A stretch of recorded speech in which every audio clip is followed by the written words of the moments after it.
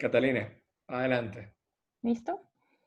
Bueno, muchas gracias a Pedro por la invitación y bienvenidas a todas, a todos y a todas a este conversatorio llamado Feminarios del Sur. Muchas gracias a pues también quienes accedieron a esta invitación, a Cristina, a Sara, a Mónica y a Isis. Bueno, mi nombre es Catalina Hidalgo. Yo voy a ser la moderadora un poco de la discusión, o más bien voy a tratar como de meter la cucharada un poquito para orientar, digamos que esa temática sobre la cual espero que podamos conversar durante este conversatorio. Soy filósofa de la Universidad del Rosario en Bogotá. Soy profesora también de esta universidad y tengo un máster en filosofía en Bogotá, también en la Universidad del Rosario, en donde he hecho prácticamente toda mi vida académica.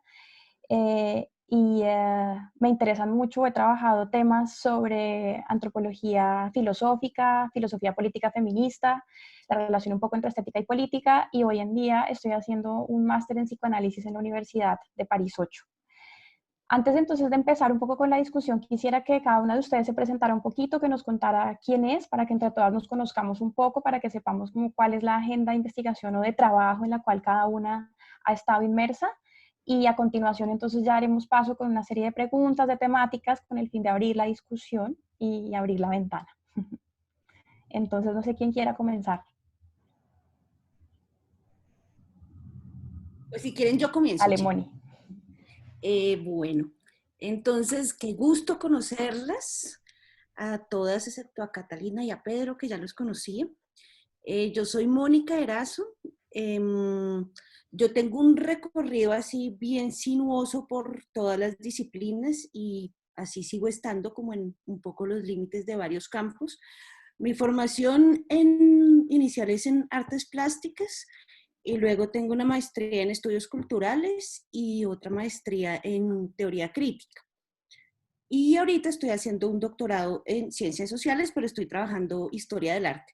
Entonces, un poco como mis campos siempre son el arte, la historia del arte, y pues el feminismo, digamos, también es un lugar en el que trabajo académicamente y en términos también extraacadémicos. Entonces, mi trabajo de maestría fue como un estudio sobre textos médicos en el siglo XVIII y un poco era la construcción de raza y sexo en esos textos médicos. Me interesa mucho como estos lugares, así como soy yo sinuosa, pues en mis disciplinas también en mi acercamiento al feminismo y digamos en ese sentido el feminismo interseccional pues me ha nutrido muchísimo, entonces como que vengo mucho de esas tradiciones de feminismo pues decolonial, antirracista, pero también transfeminismo y un poco en esos cruces entre el género con la raza o la clase con la raza, digamos en esos lugares en donde la cosa se vuelve un poco más compleja, me interesa trabajar y un poco en ese sentido también es mi tesis doctoral. Y la otra cosa que hago es una revista que se llama Bozal, que por ahí, eh, que la quiero muchísimo, la hacemos con un par de amigas desde hace mucho tiempo y es un espacio, digamos, de discusión muy abierto sobre feminismos en América Latina, también muy cerca a veces como con exploraciones estéticas, digamos, en ese sentido. No es una revista así académica, sino una revista más como juguetona. Listo, Moni, muchas gracias. Cristina, Sara, Isis. Listo. Sara, gracias. Hola, disculpa que, bueno, se lo he explicado antes a Catalina y a Pedro, pero estoy en un sitio un poco ruidoso y entonces voy a estar silenciada, a no ser que sea mi turno para hablar. Mi nombre es Sara Hernández, soy economista, trabajo en Northwestern University en Chicago y es allí donde conocí a Pedro. Hice mi doctorado en economía en el MIT y pues mis campos de especialización y donde doy los temas de los que doy clases en la universidad son economía laboral, economía del desarrollo y economía de género. Entonces, me alegra mucho poder participar hoy porque Los 3 temas de mi tesis doctoral son trabajos que hice en Colombia, sobre Colombia, el sector de las flores, y están un poco relacionados entre sí a través de cómo generar oportunidades económicas, laborales, ¿verdad?, para las mujeres. Tiene un impacto bastante grande en las dinámicas de violencia que se pueden observar luego, ¿no?, a nivel de municipios y a nivel de departamentos, ¿no? Me estaba olvidando ahora de la distribución geopolítica. Entonces, en la universidad, que llevo 5 años ahora, acabo de cumplir en Northwestern, doy clases también de introducción a la microeconomía, pero digamos que mis campos de interés son casi todos aplicados. Listo, Sara, muchas gracias. Qué bueno tener un economista De vez en cuando. esta discusión. No, está muy bien, muchas gracias. Me alegro. Listo, y hizo Cristina. Hola con todas y gracias por la invitación. Qué bueno conocernos así. Yo vivo y trabajo en Quito. Soy docente en la Universidad Andina Simón Bolívar en el área de letras y estudios de la cultura. Mi formación de partida es la literatura y trabajé mucho siempre en escrituras bilingües, en poetas bilingües sobre todo, y me formé también en traducción literaria justo por eso en México. Luego hice la maestría aquí en la universidad donde estoy y mi doctorado es en literatura también en la Universidad de Maryland, y luego trabajé un poco en Bélgica en una estancia postdoctoral, siempre en poesía. Y entonces es mi matriz. Y a la vez estoy organizada dentro del movimiento de mujeres de Ecuador en espacios feministas y pro migración, porque lo que yo hacía antes con escrituras bilingües se ha ido convirtiendo en escrituras fronterizas, y escrituras de varias fronteras, digamos, varios tipos de fronteras, y trabajo en un colectivo, soy parte de un colectivo que se llama Corredores Migratorios, justamente, que es un pequeñito colectivo pro migraciones y un medio independiente, y ahora milito desde el Parlamento Plurinacional de Mujeres y Organizaciones Feministas de Ecuador, que se formó a raíz del levantamiento indígena y popular de octubre del 2019 en Ecuador. Entonces, por ahora, por ahí van mis procesos. Y qué bueno encontrarnos aquí. Cristina, muchas gracias. Está buenísimo porque tenemos entonces una economista, una literata, una artista plástica. Y Isis, por favor, cuéntanos tu Hola, campo político. buen día. Bueno, yo estudié antropología en la Universidad Central de Venezuela. Actualmente estudio para formarme como psicoterapeuta gestáltica, pero yo fundamentalmente hago trabajo político. Soy una dirigente política nacional de la organización venezolana que se llama Frente Francisco de Miranda. Es una organización social, un frente de luchadores sociales que hacemos trabajo comunitario, organizativo, fundamentalmente en las políticas y programas de inclusión social, las misiones, las grandes misiones, y bueno, con una versatilidad también en todos los procesos dinámicos y orgánicos de participación y corresponsabilidad popular, ¿no? Activamente nuestra área de trabajo son los territorios, las comunidades, en el acompañamiento del pueblo organizado en la transformación de sus condiciones materiales y en el desarrollo y la garantía de sus derechos políticos y civiles. La participación social, digamos, es nuestra área de fomento y de promoción. Y bueno, he cumplido diferentes responsabilidades de Estado también. Fui ministra del despacho de la presidencia, 2 veces fui ministra del Poder Popular para las comunas y los movimientos sociales, y es más desde acá, desde esta experiencia de promoción de los modelos y de las estrategias de participación que estaría conversando con ustedes. Las mujeres en Venezuela, bueno, son las principales dirigentes sociales base. El 80% de la organización territorial está dirigido por mujeres y ha sido una experiencia fundamentalmente permeada por la práctica y las lógicas de organización femenina, ¿no?, la que hemos desarrollado.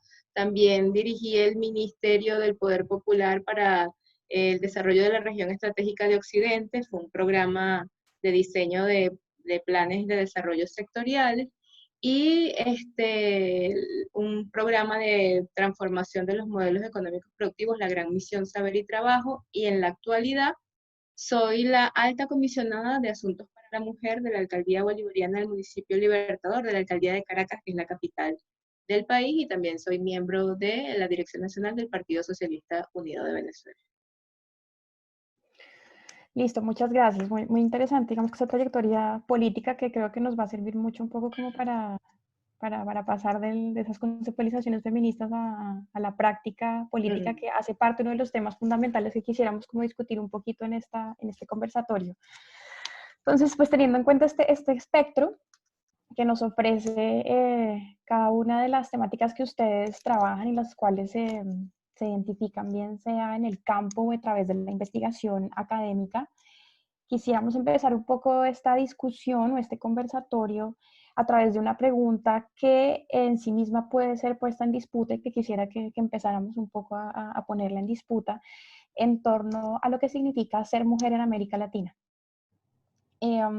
Sobre todo pues desde el campo de trabajo que cada una ha desarrollado, pero también teniendo en cuenta un poco que como tal la categoría de mujer es una categoría que está en disputa y que en el escenario latinoamericano está atravesada por una serie de particularidades que pues debemos reconocer y sobre todo aún digamos que hoy en día en un contexto como el que estamos viviendo, que es un contexto pandémico. ¿Listo? Entonces les pediría el favor que de pronto como que trataran de responder un poquito esta pregunta, tal vez en unos 5 minutos más o menos por ahí, para que esta sea como la pregunta de apertura y podamos seguir con la discusión. ¿Listo? Entonces, ¿quién quisiera empezar? Si quieren, seguimos en el mismo orden con el cual se presentaron. Bueno, tremenda pregunta, Catalina, para entrar un poquito, tenga su pregunta. A ver, yo diría que, bueno, y es chévere pensarlo así, tal cual en este contexto de la pandemia, digamos que esto me parece interesante para tratar de localizar un poco el asunto, pero pues creo que aquí se ha evidenciado algo que pues en todo caso ya sabíamos, pero así ha salido como muy fuerte a la luz, y es que pues que no hay un ser mujer como una cosa única en América Latina, ¿no? O sea, hay ser mujeres en un abanico de posibilidades muy, muy grandes. En esta pandemia, digamos que un asunto que ha sido también muy visible y que además yo no sé por qué como que la discusión saltó muy fuerte, por lo menos acá en Bogotá, también tenía que ver con este asunto de las mujeres trans y como una parte del movimiento feminista tratando de decir como no son mujeres. Y por el otro lado, una cantidad de violencias que empezaron a ocurrir en Bogotá contra las mujeres trans, ¿no? Una política, digamos, de la alcaldesa de Bogotá que tenía que ver con el pico y género, entonces un día salían hombres, un día salieran mujeres, pensando tal vez como es muy fácil saber qué es hombre y qué es mujer, y como que puso a muchas personas en unas situaciones de vulnerabilidad y en una exacerbación de la violencia policial muy tremenda, y particularmente a las mujeres trans, que en Bogotá casi pues hay un lugar de concentración muy fuerte de mujeres trans, que es el barrio Santa Fe, en donde empezó a haber pues incluso disparos y unas cantidades de violencias así muy tremendas. Entonces lo primero, decir eso como al pensar entonces que somos muchas mujeres y que las mujeres, y esto digo Colombia, o sea, América Latina es una realidad muy grande, muy compleja. Entonces, de todas maneras, como o sea, dejar eso como Catalina lo propone, como en pregunta y no como en una afirmación, no decir la mujer en América Latina necesita tal cosa o es tal cosa o piensa tal cosa, sino una pregunta sobre qué quieren las mujeres, qué sienten las mujeres, cómo piensan las mujeres, siempre pensando que ese lugar, mujeres, es un lugar conflictivo, es un lugar complejo y es un lugar que se va a estar fisurando por muchos lados. Pues me parece como también una de las cosas que pues que están sucediendo como visiblemente pues en esta pandemia. El otro asunto acá, digamos, es que aquí han pasado varias cosas en Colombia, desgraciadamente todas han tenido que ver como pues con la violencia y con la violencia del Estado hacia las mujeres, pero que ha hecho ver como esta particularidad y esas necesidades diferentes de las mujeres. El otro asunto que resultó muy perturbador en esta pandemia fue una violación de unos soldados del Ejército Nacional a una niña indígena. Y digamos que a partir de esa experiencia tan tremenda y tan dolorosa, empezaron a visibilizarse para el público amplio como esta práctica común de violación por parte del Estado, que se supone que tendría que estar propendiendo por el cuidado de los ciudadanos, y pues que lo que hace es justamente lo contrario, pero que además hay un asunto muy particular, y es que el ejercicio de la guerra, la violación como ejercicio de la guerra se ejerce sobre los cuerpos de las mujeres que están en territorios de guerra, que están en territorios de conflicto muy marcado y que están en situaciones de vulnerabilidad muy grandes también. Entonces, este asunto de que haya sido una niña en un lugar, digamos, una niña indígena en un lugar conflictivo, pues es muy fuerte y digamos que ahí de nuevo toca pensar, o sea, la situación para ella es muy diferente que la situación que puede vivir una mujer como yo en Bogotá, en su casa, en una cuarentena, digamos, resguardada. Entonces, a partir de eso también lo que ha sido interesante, por ejemplo, es que las mujeres indígenas, las mujeres en Vera salieron a una manifestación en Bogotá porque muchas indígenas en Vera que están viviendo acá y como que se empiezan a visibilizar, digamos, aunque uno podría decir como la violación es un asunto que atañe a las mujeres y que constituye a las mujeres como clase social, como se plantea algunas veces, en todo caso en un país como Colombia, en donde la violación es directamente un arma de guerra, pues hay que tener como muy preciso sobre quiénes se ejerce esta violencia y por qué razón.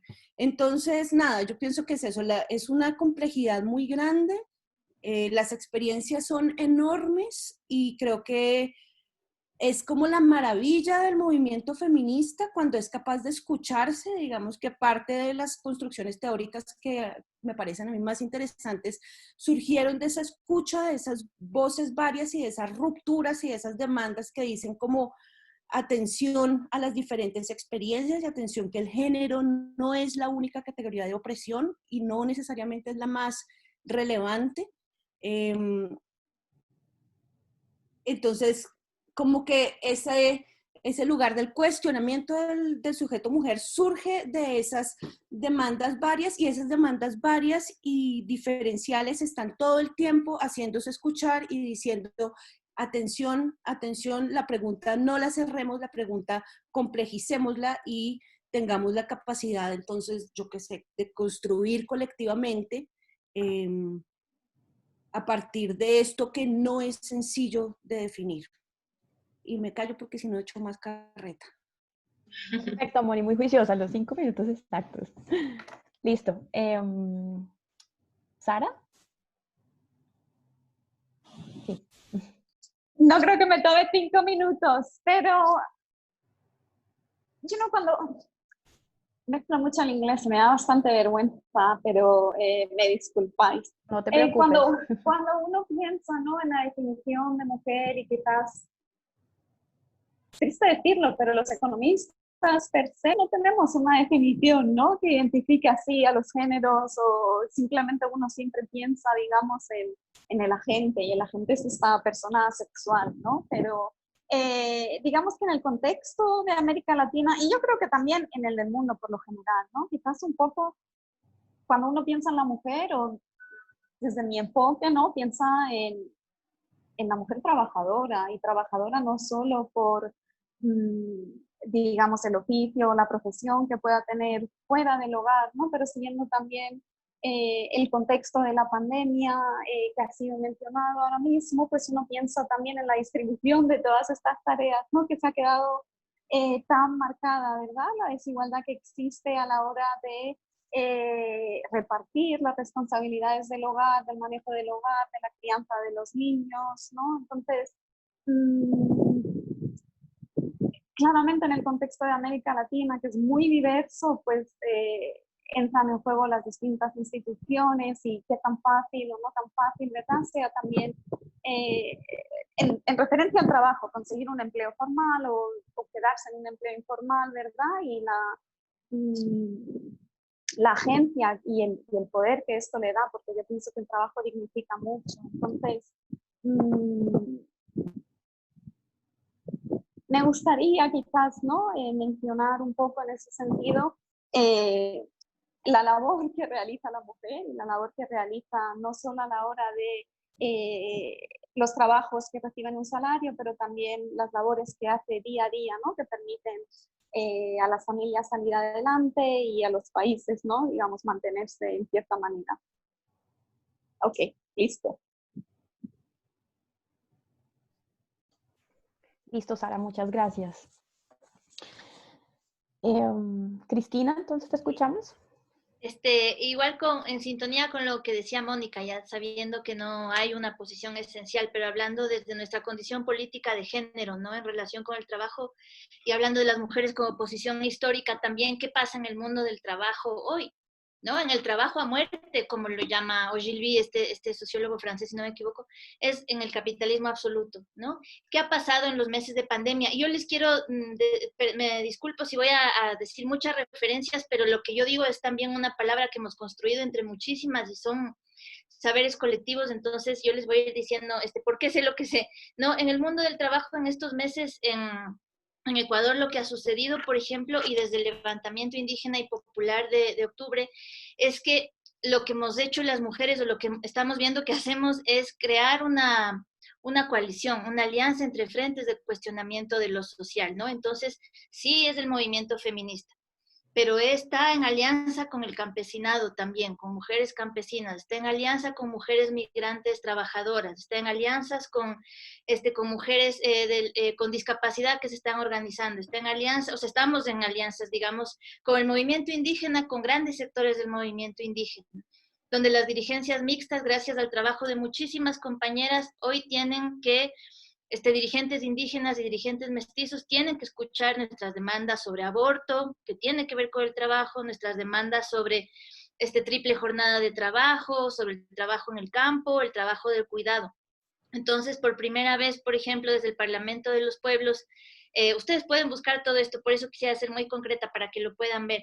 Y desde el Parlamento de Mujeres se está trabajando, digamos, en una perspectiva feminista y de las mujeres y de las dirigentes indígenas para pensar el campo popular. Eso está pasando en el mundo del trabajo, ¿no? Hay un momento de alianzas, ¿no? Desde lo popular para proponer qué viene ahora, digamos, en este ajuste tan brutal y en la embestida global que vivimos, ¿no? Con la excepción viral que se prolonga y se prolonga en el globo y en nuestros cuerpos también, ¿no? Que tienen que estar, digamos, resguardados si es que pueden y si no tienen que exponerse al virus. Entonces, lo primero es, en Ecuador lo que vemos que está pasando es eso, que se están formando frentes de cuestionamiento de lo social que están aliados, ¿no? Y las mujeres se están organizando en muchos campos desde su condición política de género, pero también pensando en que lo primero que están atacando ahora son nuestros derechos laborales. Esto es de fondo, ¿no? Es decir, el gobierno, digamos, los gobiernos neoliberales hoy o los gobiernos de turno lo que están haciendo con la pandemia es una ocasión para, digamos, provocar caídas en el ámbito de los derechos laborales, por ejemplo. Entonces, ser hoy personal de salud, y sé que resuena esto en todos lados, ser trabajadora sexual, ser mujer migrante en estos últimos meses ha sido una situación límite, ¿no? Ya no solo de despojo de derechos, sino de expoliación de la misma vida, ¿no? La incapacidad de comer, ¿no es cierto? Entonces, lo que están haciendo las mujeres es aliarse en varios frentes y como les decía, y además se organizan desde, por ejemplo, desde la danza, últimamente coreógrafas, bailarinas, las mujeres en la producción audiovisual, sectores considerados por el neoliberalismo como no económicos, como de no trabajo, como algo suntuario, ¿no es cierto?, que no tiene un aspecto laboral duro. Esto lo han hecho personas gestoras culturales, bailarinas, etcétera. Entonces ven que, o sea, la diversificación interna de los feminismos está produciendo nuevas propuestas de lo que significa trabajo, lo que significa comer, lo más básico, ¿no? Lo que significa organizarse para poder proponer nuevas o perspectivas críticas desde la condición política de género de las mujeres frente a la precarización laboral, que era tu pregunta, Catalina, ¿verdad? Y frente al ajuste que nosotros en Ecuador estamos viviendo muy duro ahora, ¿no? Por ejemplo, lo que más nosotros desde Corredores Migratorios hemos visto, ¿no? Nos ha interesado es el trabajo de compañeras como hay un estudio de Belén Valencia, Cruzcaya Hidalgo sobre la uberización del trabajo en estos años en Ecuador, ¿no? Ustedes habrán visto en sus países también las huelgas de Rappi y Globo, los paros internacionales. Allí en Ecuador, 80% de los trabajadores de Rappi y de Globo son venezolanos, ¿no? Y dentro de ese 80%, el porcentaje de mujeres riders que hacen que trabajan en estas aplicaciones de precarización laboral, las mujeres tienen unas condiciones particulares de opresión, ¿no? Entonces son dirigentes también del paro internacional de Rappi y Globo, que es algo que tenemos que pensar con mucha seriedad ahora en la pandemia, ¿no es cierto? Hay dirigentes mujeres de Venezuela, por ejemplo, que se están aliando con movimientos feministas para proponer nuevas miradas y organizaciones necesarias en el mundo del trabajo desde la condición política de género de las mujeres, también, por supuesto, atendiendo al trabajo en el campo y a las dirigentes indígenas que están abasteciendo a las ciudades, que las abastecieron durante las medidas de cuarentena más duras de marzo, abril y mayo, ¿no? Ahora seguimos, pero digamos, ahí es donde empezó.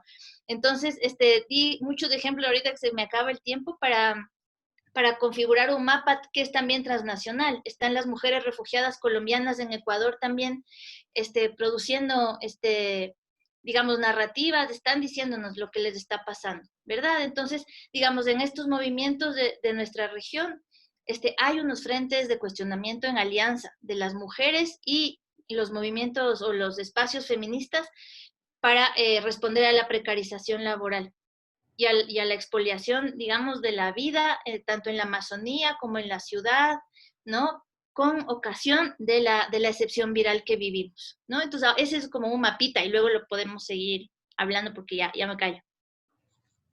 Listo, Cristina, muchas gracias. Entonces ahora escuchamos a Isis. Sí, bueno, más bien en consonancia con lo que dicen las compañeras, el propósito sería como interpelar, ¿no?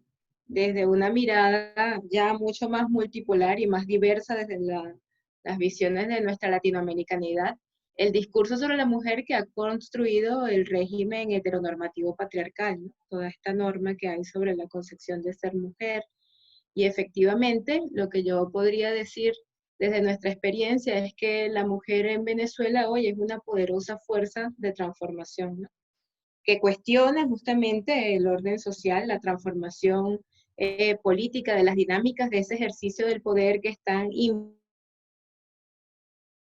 brincados en las relaciones desiguales, estas relaciones de género del orden patriarcal, y que bueno, hoy la mujer motoriza y genera una dinámica de acción social en los territorios que antes no existía y que debe comenzar a ser nombrada, es decir, comenzar a construir nuevos relatos desde allí y comenzar a transformar toda esta lógica de la mirada sobre lo femenino y sobre las imposiciones de lo que debería ser mujer, ¿no? Entonces, efectivamente, hay una serie de cuestionamientos sobre el amor, sobre el sexo, sobre el trabajo, sobre la posibilidad de la maternidad como una elección y no como una necesaria ocupación, como una obligación, el derecho al aborto, el problema de la feminización de la pobreza y cómo las mujeres se organizan y se empoderan y generan modelos y formas y lógicas de organización distintas. Es decir, hay todo un discurso que está por contar y que efectivamente en el siglo XXI pues ha venido abriéndose un portal en nuestra América y que esta es la gran riqueza que tienen los diversos feminismos, los feminismos negros, los feminismos indígenas, es decir, hay toda una elaboración por hacer y hay interesantes teorizaciones. Yo sí quisiera centrarme en el tema de la violencia contra los cuerpos de las mujeres. Ustedes conocen que Venezuela tiene una situación de bloqueo económico, con sanciones económicas muy duras. Ya hemos visto cómo han operado en nuestros territorios por las lógicas del paraestado, por la lógica de la economía criminal, por la ocupación silenciosa de territorios por bandas criminales, pero también estas sanciones han venido dirigidas hacia el cuerpo de las mujeres y los niños. Entonces, ahí hay un sujeto víctima de la lógica guerrerista, violencia extrema, que han venido agudizándose en los últimos tiempos. Entonces habría que también hacer una mirada de este enfoque de las mujeres como territorio de ocupación, como botín de conquista en medio de una economía de guerra y de una situación de guerra como esta, ¿no?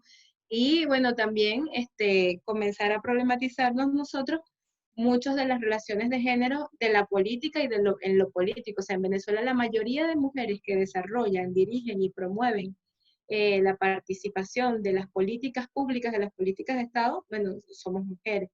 Pero hay todavía una relación política con mucha violencia en lo político de subordinación que, bueno, hay que seguir cuestionando y discutiendo. Así que yo creo que es una categoría en elaboración que amerita de una problematización y de una mirada muchísimo más diversa, como se han hecho desde los feminismos académicos, digamos así, ¿no? Listo, Isis, muchas gracias a ti y a todas por sus respuestas.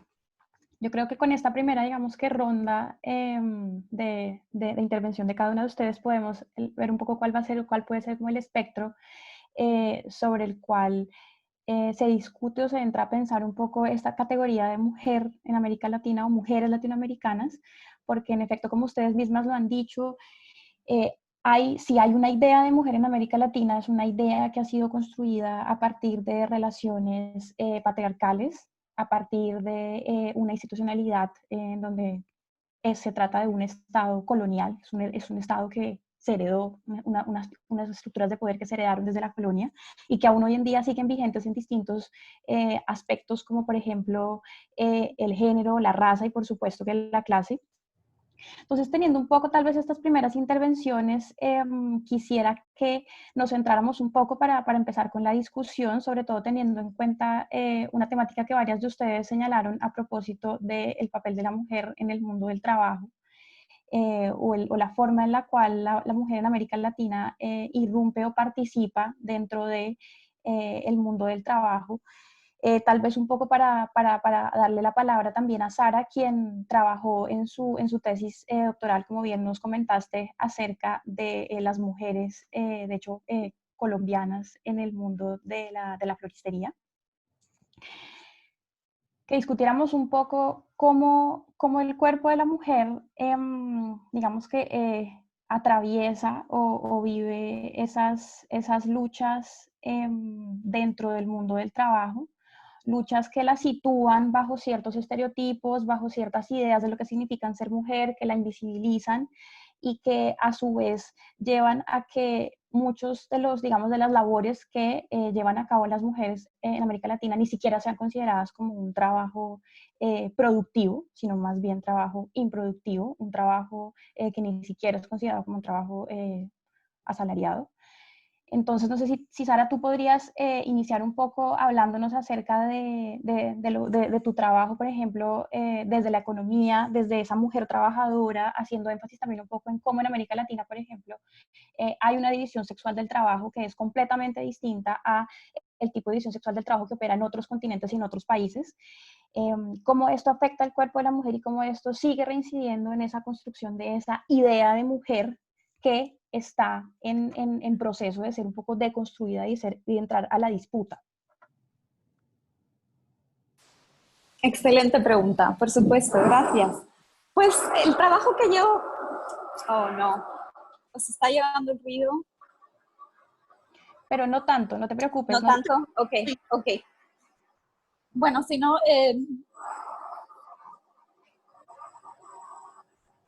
Vale. ¿No se oye demasiado? Ok. Te escuchamos bien a ti. Perfectamente. Es la que prima, entonces no te preocupes. Listo. El trabajo que yo hice en Colombia es un estudio sobre cómo la apertura, digamos, al sector de la floricultura y la floricultura de exportación, porque hacia el año 1960 es que se identifica, ¿no?, que en la sabana de Bogotá se cumplen las condiciones perfectas, digamos, para que crezcan muchas de las flores que uno compra por todas estas grandes festividades o semanalmente, ¿no?, porque son bonitas, digamos, y con la llegada de este sector, que tiene un marcado componente global, ¿no?, las flores que se compran en Estados Unidos antes se producían en Florida y en California, pero de la noche a la mañana empiezan a llegar en aviones que entran por Miami desde Bogotá, ¿verdad? Y entonces se generan una cantidad de empleo dirigido principalmente a mujeres también, porque en cierta manera, ¿no?, las normas dicen que son más ágiles en estas tareas pequeñas de repetición, tienes que estar pendiente, cultivar muchos rosales o carnations, la flor que sea, ¿no? Entonces van dirigidos principalmente a mujeres de muchos de los municipios que se concentran principalmente al lado de los aeropuertos principales, porque necesitas tener un aeropuerto que te permita exportar el producto fuera del país, ¿verdad? Entonces en la zona de Bogotá, en la sabana, pero también de Medellín, por Río Negro, ¿no? Aparecen muchas de estas fincas, y lo que tienen de peculiar estas fincas, ¿no?, es que se desarrolla un sector que genera mucho profit y genera una cantidad de riqueza bastante grande, ¿no? O sea, se generará de manera desigual, pero se genera en un momento en el que el país estaba viviendo una violencia tremenda, ¿no? Entonces estaban tratando a la vez de encontrar soluciones y decir qué es lo que vamos a hacer para traer un poco de paz a muchos de estos municipios, y en ningún momento nadie se piensa, ¿no?, que quizás la generación o la creación, perdón, de empleo que vaya dirigido a las mujeres podría tener un papel bastante instrumental a la hora de conseguir municipios, ¿no?, que fueran bastante más pacíficos. Y un poco lo que viene a demostrar mi estudio es que efectivamente en estos municipios en los que se crean estos empleos de trabajo, que tienen un carácter un poco más formal, que vienen con beneficios, o sea, son oportunidades que habían estado ausentes previa existencia en estos municipios, ¿no?, del sector, o digamos, de estas empresas de exportación de floricultura. Lo que distingue a muchos de estos municipios es que empiezan a haber una caída de la violencia, y estoy hablando de violencia en el sentido de violencia que se produce, digamos, fuera del conflicto civil que está viviendo Colombia, ¿verdad? Estoy hablando de homicidios, asaltos, robos, violencia que al fin del día, ¿no?, perjudica a todos los habitantes de estos municipios fuera del conflicto civil. Y lo que observo es que se convierten en sitios muchísimo más pacíficos, ¿no? Y una de las partes que a través de la estadística pues consigo demostrar es que la única diferencia entre estos municipios y los otros es simplemente el hecho de que el sector de la floricultura consiguió llegar a muchos de ellos y generar empleos que iban dirigidos a mujeres y con un carácter bastante estable. Una de las consecuencias, aparte, ¿no?, del impacto muy positivo en la reducción de la violencia, es que también estas mujeres que crecen con estas nuevas oportunidades de trabajo, pues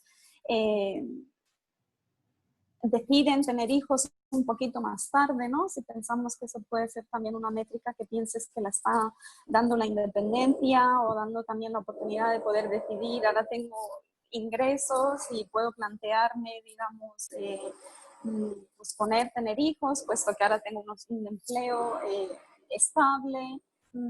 Pero claro, estos empleos no requieren mucha educación, entonces a la vez también se observa que no van a ir a la universidad, porque no necesitas tener un título universitario para poder trabajar en muchos de estos empleos y en este sector, ¿no? Entonces tienes un poco también la contradicción de decir, pues favoreció mucho, digamos, crear estas empresas porque se convierten en municipios que van a ser mucho más estables, bastante más pacíficos, pero a la vez están sacrificando años de educación porque son empleos que no requieren de mucha destreza, digamos, o requieren de destreza, perdón, pero no requieren de una formación mucho más avanzada.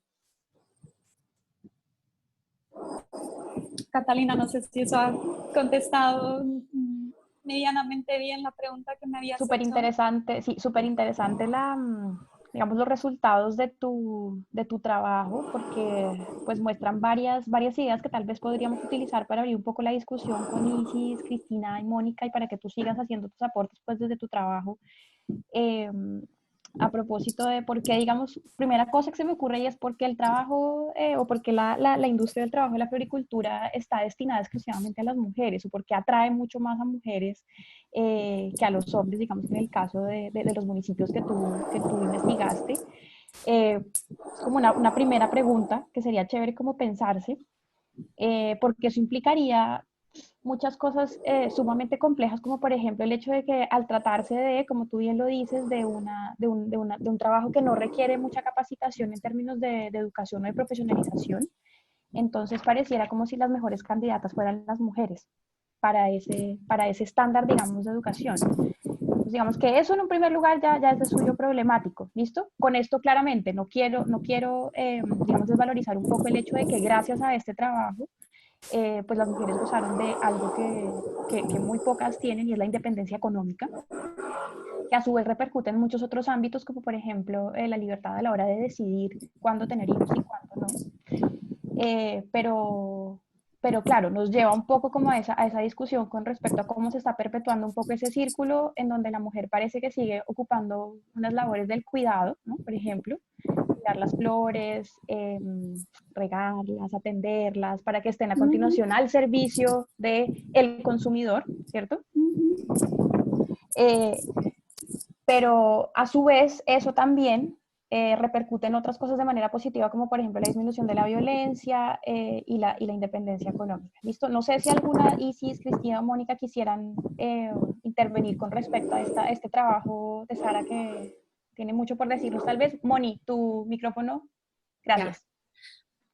Yo tengo preguntas Sara, con respecto al trabajo y porque yo había escuchado, digamos que como las ideas que yo tenía sobre el trabajo de floricultura, sobre todo en la Sabana de Bogotá, eran como bien distintas y como que capaz que son trabajos muy críticos que entonces se enfocaron como en el lado crítico y no estudiaron el asunto, digamos, de disminución de la violencia, qué sé yo. También de pronto tendrá que ver como disciplinarmente, supongo que desde la economía tendrán unas formas de medición de como más estadísticas que de pronto no son, bueno, no sé, pero el caso es como te cuento un poco para balancear y un poco porque en serio estoy como en, como que yo el trabajo un poco que conocía de floricultura en la sabana es el trabajo investigativo sobre todo de Liliana Vargas, que es profesora de estudios culturales y ella es psicóloga social y también ha trabajado pues mucho tiempo con con las floricultoras de la Sabana de Bogotá, y por el otro lado con una asociación que es como Hijas de Floricultoras, que son chicas pues mucho más jóvenes, y que justo sí fueron como, ellas también son como líderes un poco de, como líderes de procesos campesinos de la Sabana de Bogotá, y, y también como que trabajan pues con enfoque de género, justo porque pues les tocó pensarse muy fuertemente este asunto porque vieron la vida de sus madres y demás. También trabajan un poco como en esta relación Bogotá y sus afueras.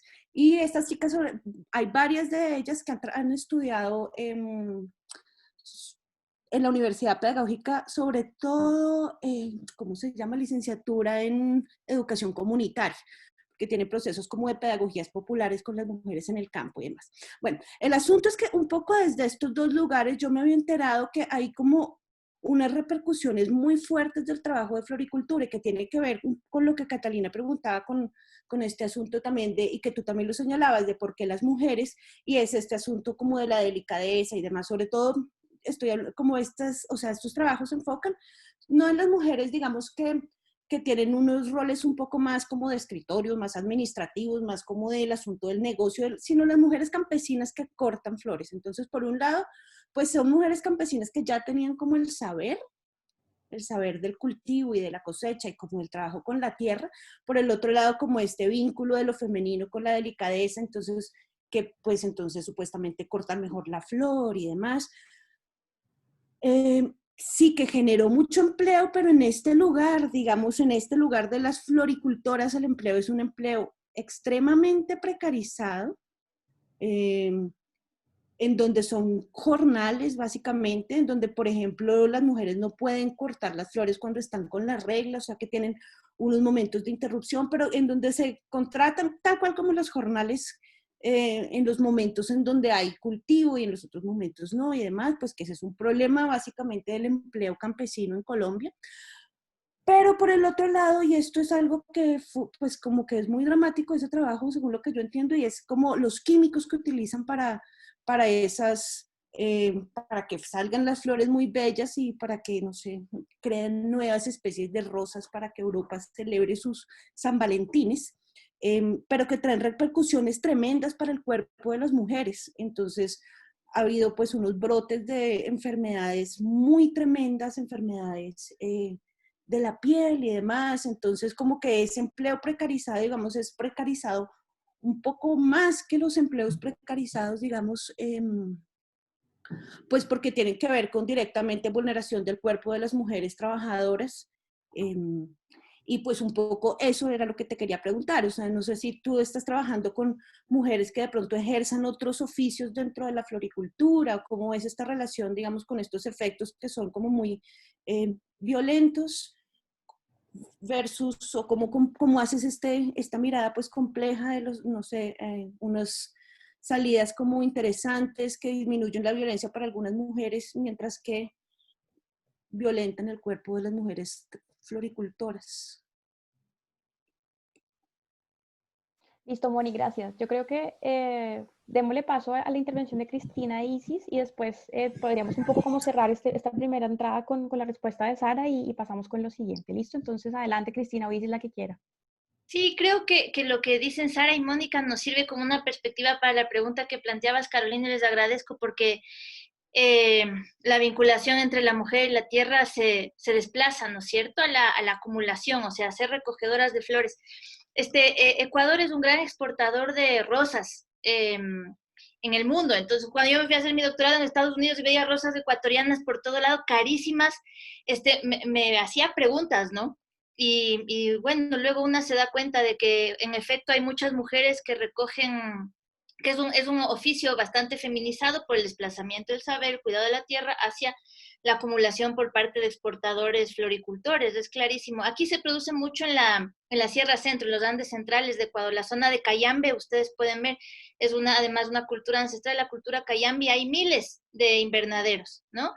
El proceso material se oculta, o sea, en el cuerpo de las mujeres se empieza a ver tras muchos años de explotación, ¿no? El uso de plaguicidas, te fumigan desde arriba, te fumigan el cuerpo, te fumigan a ti, igual que con el glifosato, igual que en el sector bananero, igual que en el sector palmicultor, igual que en muchos sectores, la fumigación es al cuerpo de los trabajadores, en este caso de las mujeres, va al cuerpo, junto con el cultivo, ¿no? No se distingue, no se salvaguarda el cuerpo. Entonces, me parece que es muy importante darnos cuenta del proceso material que viven las mujeres que están expuestas a plaguicidas, al deterioro de la salud acelerado. Hay mujeres que se ven 20 años mayores de lo que son por la constante exposición de sustancias químicas del cuerpo.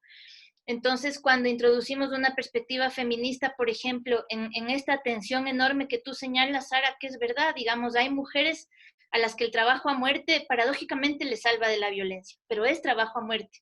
Entonces yo sí señalaría la atención de manera muy marcada, porque lo que nosotras vemos en las floricultoras y con las mujeres recogedoras de flores es eso, ¿no? La exposición a un envenenamiento permanente del cuerpo.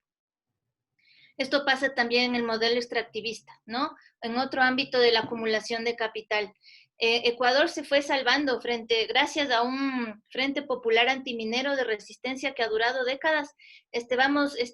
Ese frente va más de 10 años resistiendo, ¿no? Desde el correísmo y ahora en el morenismo, resistiendo la explotación minera, megaminera.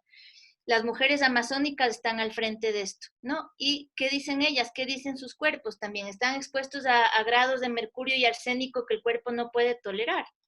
La leche materna sale contaminada, los niños nacen con menos peso, etc. Entonces, esos materiales y las condiciones materiales del trabajo de las mujeres no se pueden obviar, digamos, a pesar de que es el trabajo a muerte la que las salva de entre comillas, de la violencia, y a la vez las expone al deterioro muy material, muy concreto del cuerpo, ¿no? Recién aquí hubo, ahora que te referías a eso, Sara, y tal vez les interesa, en la pandemia, una de las primeros gremios que se organizó fue de los recogedores y las recogedoras de flores, hombres y mujeres, ¿no? A raíz de los despidos masivos, la desvinculación laboral, hay situaciones de esclavitud en las floricultoras ecuatorianas, excedes las 8 horas hasta 16, pero las segundas 8 no te las pagan. Entonces hay condiciones de esclavitud, ¿no? Entonces, hay trabajo, pero hay trabajo esclavo. O sea, hay trabajo, hay cuerpo que trabaja, pero hay un cuerpo esclavizado ahí, ¿no? Los despidos masivos se dieron a raíz de un trabajador que recibió 22 centavos de dólar de liquidación después de 20 años de trabajo. Entonces, no podemos obviar este aspecto, ¿no es cierto? Digamos, desde esta tensión brutal en la que estamos ahora, ¿no? El trabajo a muerte frente a la preservación de la vida. O sea, aquí todas las trabajadoras informales, muchas de ellas en los Andes vendían flores, no van a hacer cuarentena, ¿no? No pueden. El ingreso es diario. Las mujeres migrantes, las mujeres venezolanas, las mujeres colombianas de aquí, las mujeres que han hecho migración interna del campo desde las provincias acá, además sometidas a un racismo enorme, no pueden quedarse en casa. Entonces dejan estos oficios como el de las flores, salen a la calle a exponerse al coronavirus porque no se van a quedar en la casa. Entonces es el trabajo a muerte frente a la exposición a la carga viral que todavía está presente, ¿no es cierto?, en unos sectores más que en otros. Entonces, solo señalar esa tensión, ¿no? Cómo pensamos ahora el lugar del cuerpo en el mundo del trabajo cuando se trata de mujeres, ¿no? Esa para mí sigue siendo una preocupación muy fuerte a raíz de lo que ustedes decían. Muchas gracias, Cristina. Isis, adelante.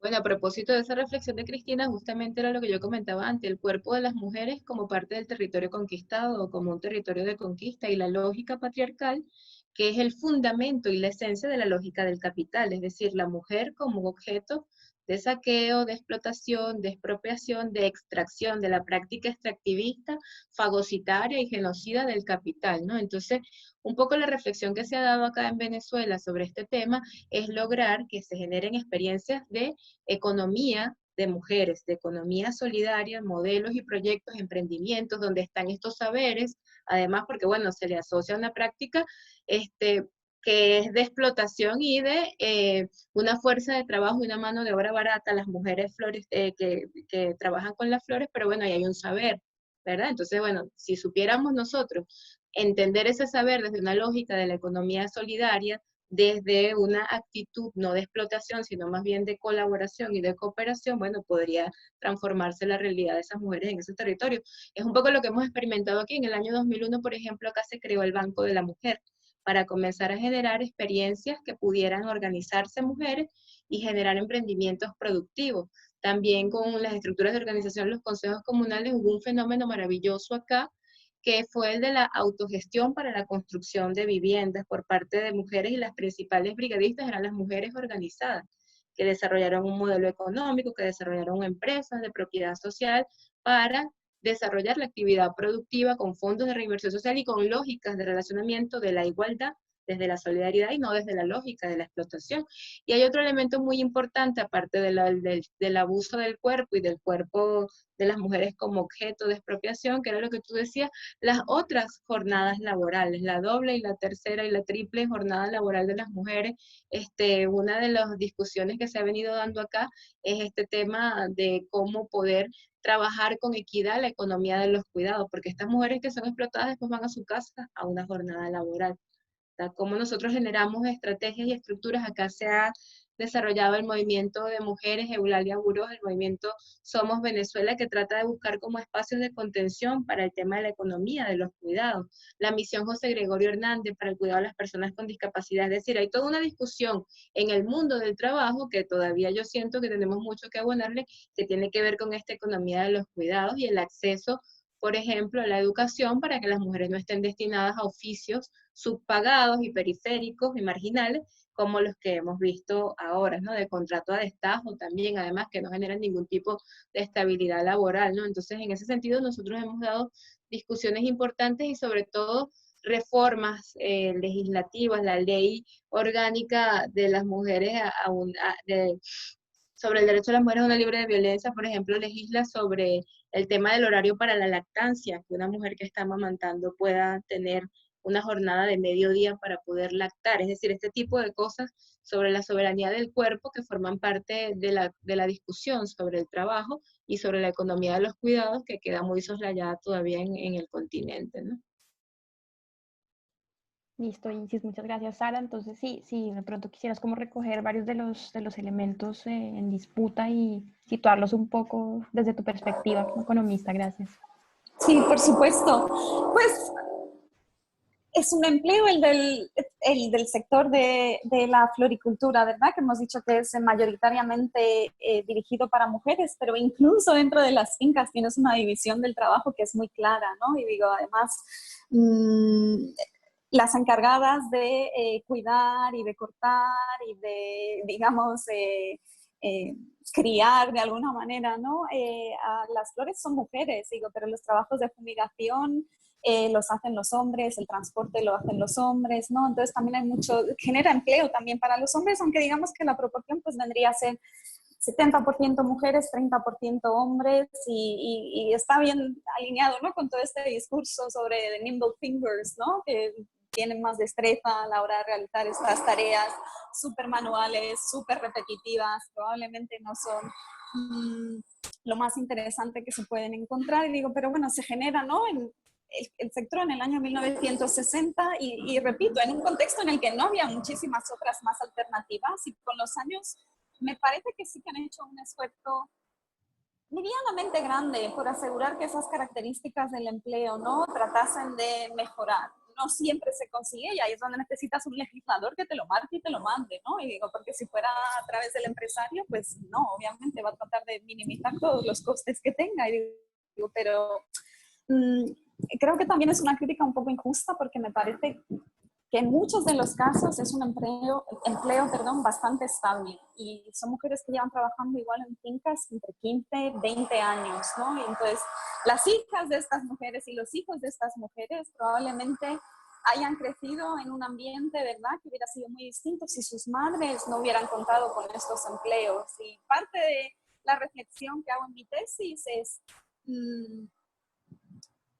el hecho de que sea la mujer la que recibe el salario y la que traiga el salario a la casa, ¿no?, y que pueda decidir cómo es que se va a gastar ese dinero, tiene unas repercusiones en su familia que son muy grandes y que son muy distintas de si esos mismos 100 pesos los hubiera traído el esposo, porque la manera en la que ella decide gastarlos, al final del día tenemos mucha evidencia que es muy distinta a la manera en la que esos mismos 100 pesos que trae el esposo se van a gastar, ¿no? Entonces, cuando uno piensa también ese aspecto intrageneracional, ¿no?, de la repercusión que va a tener en sus hijos y la oportunidad que van a tener los hijos de quizás acudir a mejores escuelas o formarse un poquito más, pues también hay que tenerla en cuenta.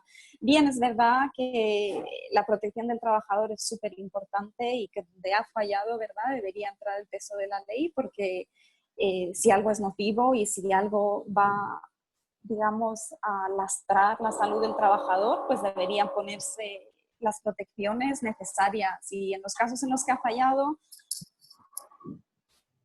debería denunciarse o debería corregirse. Y digo, pero tristemente nunca es así. O no siempre, no digo nunca, pero no siempre ha resultado ser así. Y digo, pero ciertamente me parece que el empoderamiento que la creación de estos trabajos le da a la mujer en estas comunidades es digno de mención.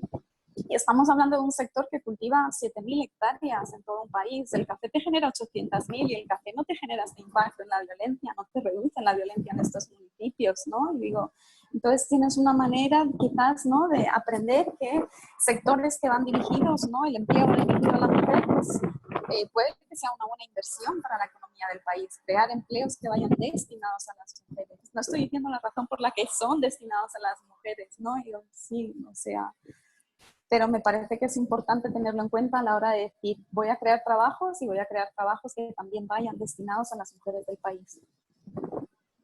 Una pregunta solamente que quisiera hacerte, Sara, muy, muy rápida, ya que tú mencionaste que en efecto tuviste como que había una especie de división sexual del trabajo muy marcada en el caso, digamos, de los lugares muy particulares en los cuales tú hiciste tu investigación, en donde los hombres realizaban el 30%, las mujeres el 70%. ¿Tú tuviste la oportunidad, por ejemplo, de comparar el tema del salario con respecto a si, porque claro, me refiero a un tema como de violencia económica, en el sentido que probablemente, y eso es una realidad, o sea, los hombres les pagan mucho más que a las mujeres, probablemente por hacer el mismo trabajo, o por ocupar, digamos, que el mismo espacio laboral.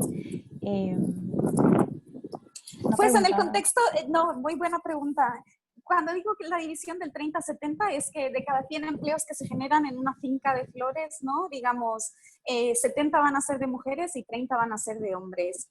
Los 70 empleos que se generan para mujeres son trabajadores base, o sea, todas ellas van a estar criando y manteniendo a las flores. El resto de hombres que trabajan en la finca, muchos de ellos también son trabajadores base, pero digamos, los técnicos de laboratorio, las personas que ya tenían como una formación más avanzada, coincidía que también muchos de ellos eran hombres. Entonces ahí sí que observas que ya hay un salto en el salario muy grande, ¿no? Pero también viene con la formación de detrás. En lo que se refiere a los trabajadores base, no había una diferencia salarial. Digamos, si tú eras un hombre y también te encargabas de criar las rosas, pese a que principalmente era una tarea que se destinaba a las mujeres, y digo, yo no observé al menos una diferencia salarial. La diferencia salarial viene en función de los cargos que desempeñas.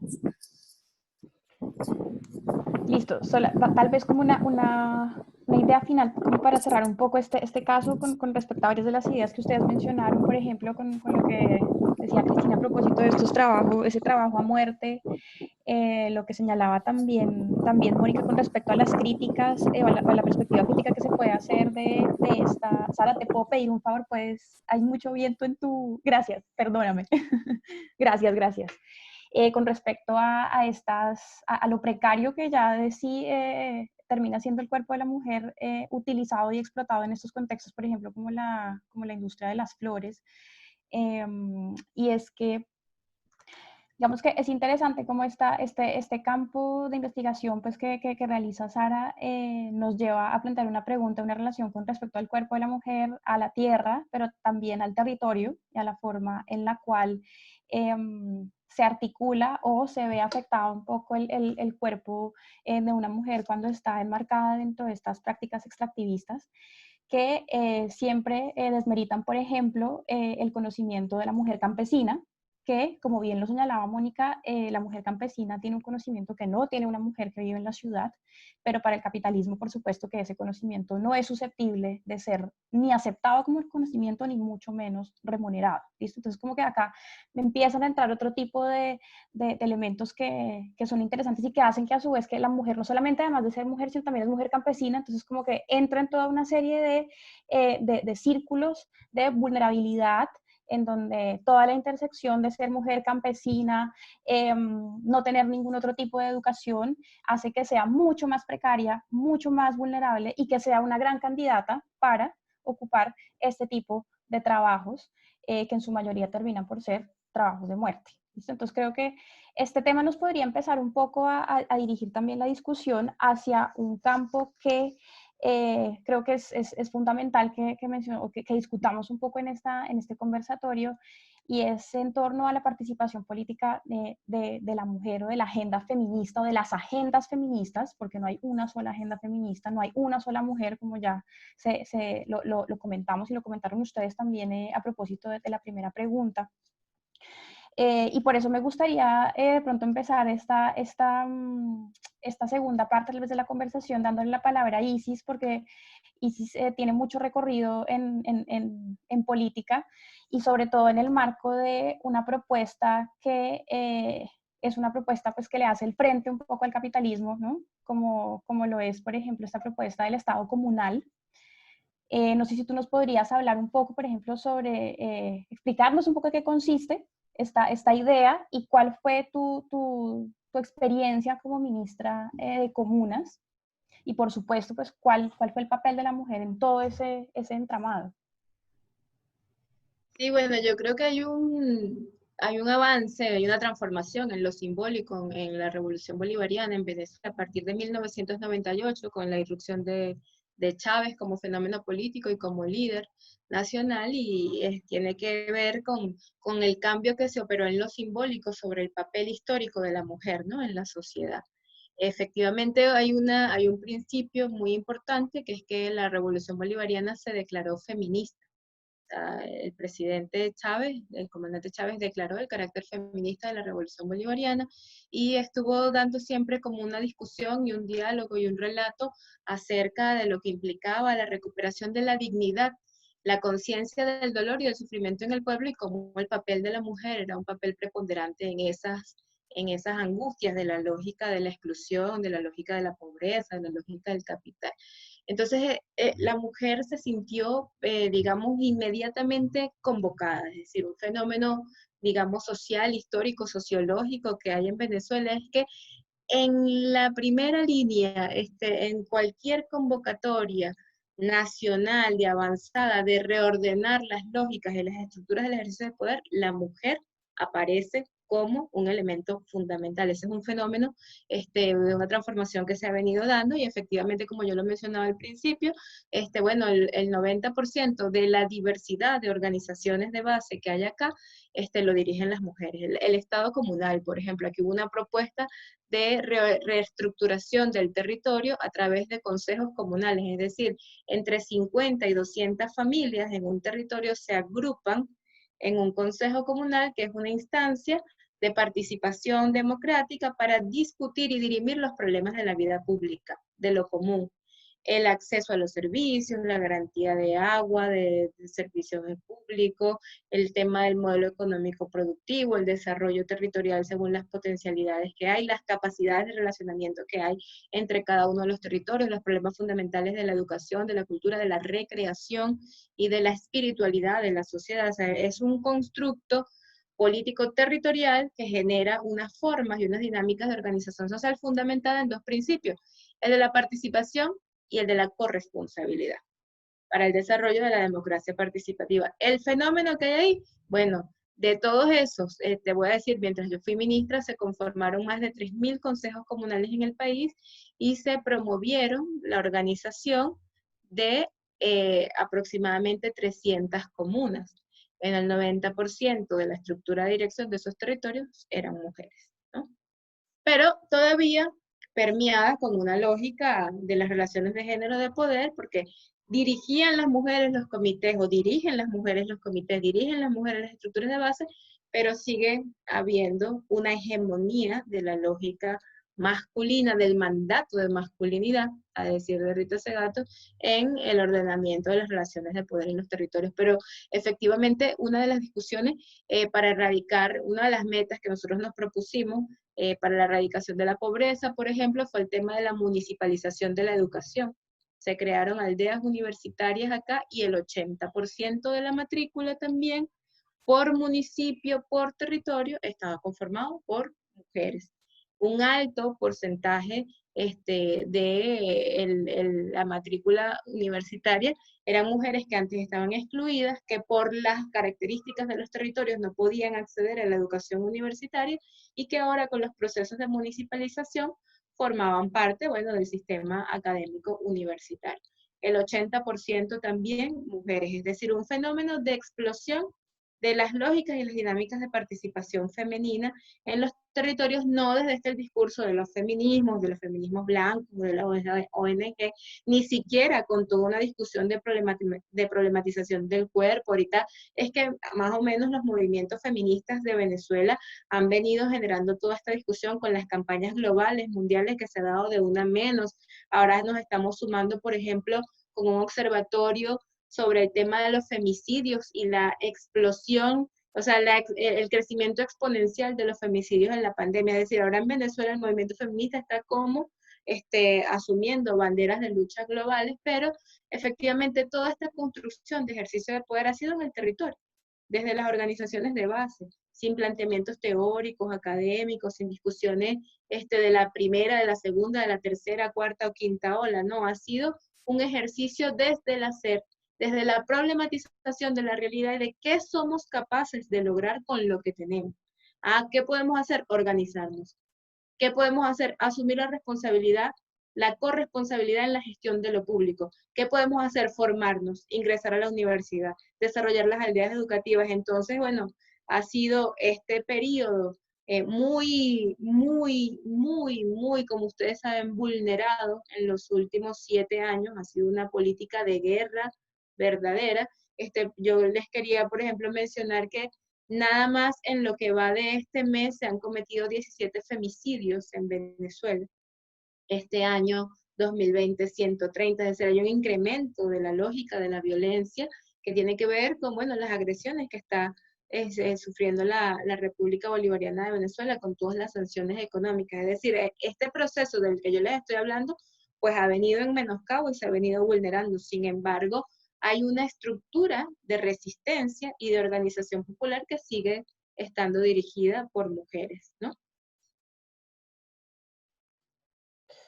Listo, Isis, gracias por esa intervención donde se evidencia cómo la mujer como que ocupa un lugar casi como que conglomerador, en el sentido en el que parece ser un poco como ese nodo sobre el cual convergen distintas preocupaciones, y a su vez como que es la mujer como que la que parece estar en la capacidad de hilar distintas agendas, que me recuerda mucho también a lo que nos contaba Cristina cuando nos hablaba sobre tu participación en este grupo de mujeres de Ecuador, a raíz del levantamiento, después del levantamiento popular del año pasado. Así que creo que me gustaría también como que escuchar un poco tu experiencia en este grupo para mostrarnos un poco cómo justamente la mujer parece ser como un nodo en el cual que confluyen distintas preocupaciones.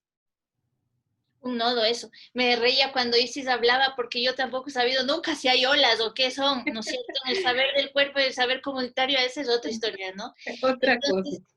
lo interesante es cuando se producen experiencias a medio camino también, pero sí, lo de las olas nunca he sabido si existen o qué, pero bueno, en octubre, como ustedes saben, se produjo uno de los, o declarado por el movimiento indígena ecuatoriano, el mayor levantamiento indígena y popular en la historia de la República, ¿no? Fueron 11 días de levantamiento.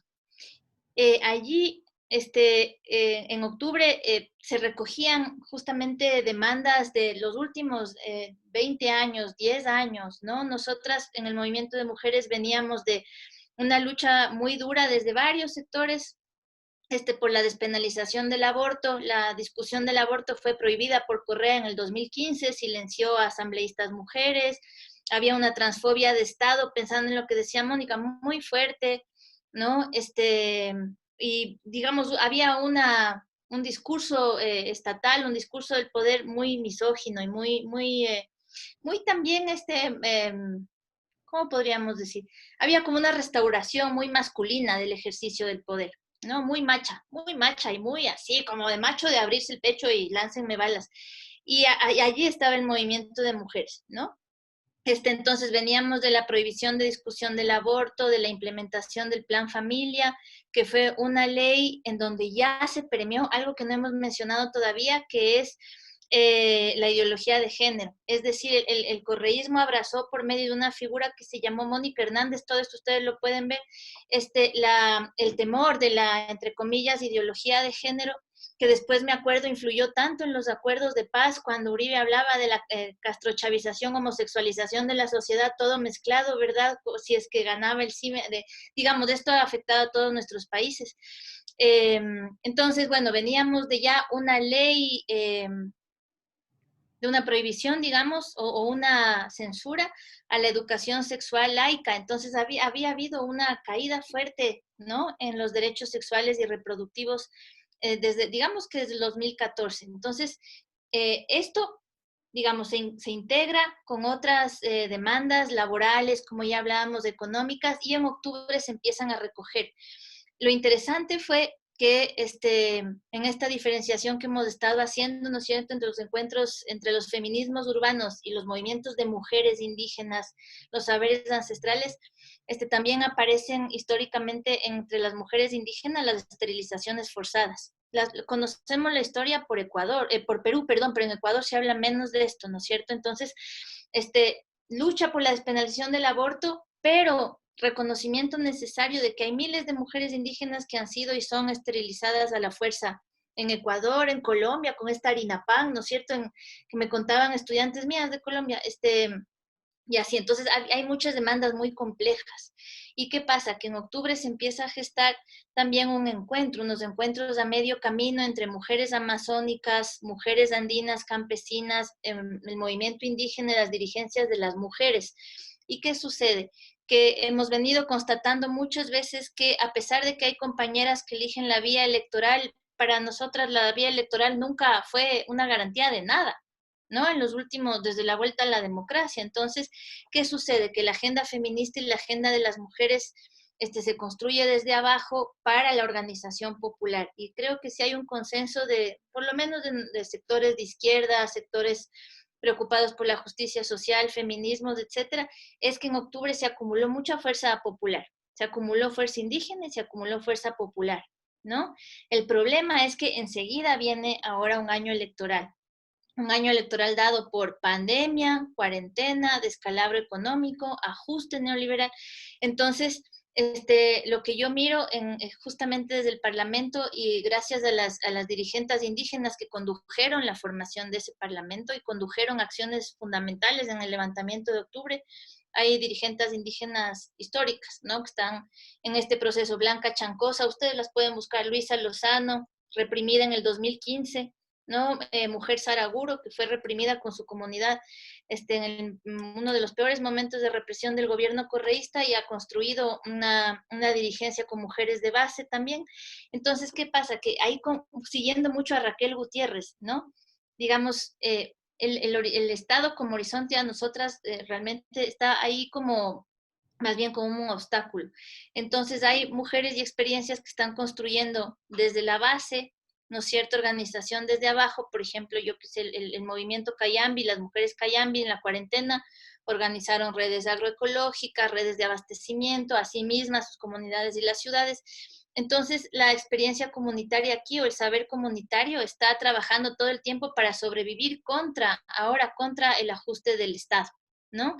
Y eso se reconoce también en comunidades amazónicas anti-extractivistas, en comunidades de los Andes que son anti-extractivistas. Entonces, las agendas de las mujeres, si le llamamos agendas, digamos, las luchas sociales de las mujeres están articulándose, reconociendo que si es que hay elección de la vía electoral en algunos sectores del movimiento de mujeres, es para entrar siempre como a interpelar al Estado, ¿no es cierto? Que tiene una ley de erradicación de la violencia de género que no funciona, que no tiene rectoría, no tiene presupuesto. Entonces, frente a la instrumentalización del género, ¿no? La entrada de los fundamentalismos religiosos, la transfobia, la homofobia, la xenofobia, digamos, todas estas fobias juntas y promovidas desde el poder, desde los poderes políticos, de quienes tienen el monopolio de la palabra política en el Estado.